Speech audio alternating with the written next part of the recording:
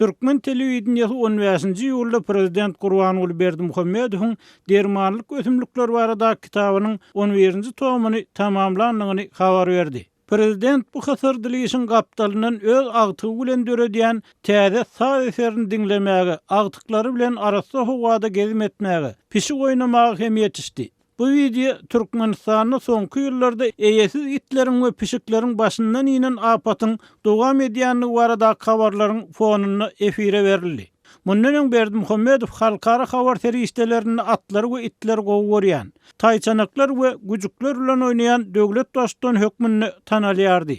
Inneniň pişikleri hem gowurýanlygy ma'lum boldy. Adatlyň habarçysy şu aralykda Aşgabatdaky haýwanlary goraýjylaryň bir näçesi bilen söhbetdeş boldy.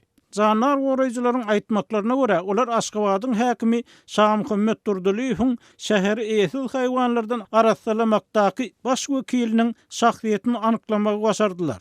Asly Daşoğuz welaýatynyň Godag etrapyndan bolan HB 16-njy maýda günörtan bir näçe adamy ýanyna alyp Aşgabatyň 7-nji mektebiniň golaýyna ýaşaýan Jannar goraýjynyň kwartirasyna kürsä burýar. Olar naçar adama hiç zat düşündirmän onun eline gannal urup diňe şondan soň goňşularynyň şikaýet edenligini aýdýarlar.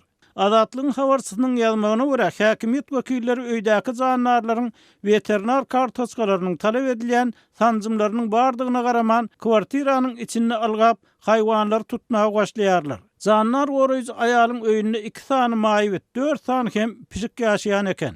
Zähreleri ýarlan jandarlar hatda gaçmaga da synanmadylar. Bu operasiýa HB-nyň hut özi ýolbaşçylyk etdi. Jandarlary 69-59 nomerli maşyna dykdylar. Bir pişik bolsa asfalt turup göz edip öldürdiler diýip jannar goraýjy adatlyň habarçysyny gurrun berdi.